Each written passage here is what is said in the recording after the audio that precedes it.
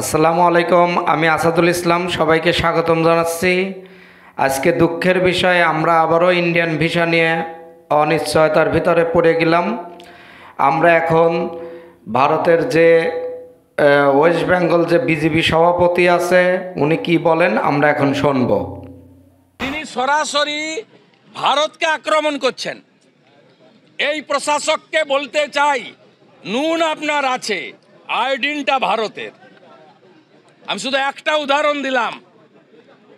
আমি এখান থেকে দাবি করছি, ভিসা 100% স্টপ করুন। আমরা প্রয়োজন হলে একদিন অপেক্ষা করে ভিসা দপ্তরেও যাব, এখানে ভিসা সেন্টারে। স্টপ, ভিসা দেওয়া বন্ধ করুন completely. Export import permit issue করা বন্ধ করুন। বাকিটা আমরা বর্ডারে করব সোমবার থেকে। বলে দিলাম, চিন্ময় কৃষ্ণ প্রভুকে নিঃশর্ত মুক্তি, হিন্দুদের উপর আক্রমণ, মন্দির ভাঙা বন্ধ করুন। আর এই ধরনের এই নাবালকদের, যাদের আপনারা ওখানে তত্ত্বাবধায়ক সরকারে বসিয়েছেন, এই নাবালক যারা মন্ত্রীর পদমর্যাদায়, তাদের এই ধরনের ভারত বিরোধী কথা বলা বন্ধ করুন। আর চিকিৎসা নেওয়ার জন্য করাচি আর লাহোরে যান, এখানে আসবেন না, পরিষ্কার বলে দিতে চাই আমরা।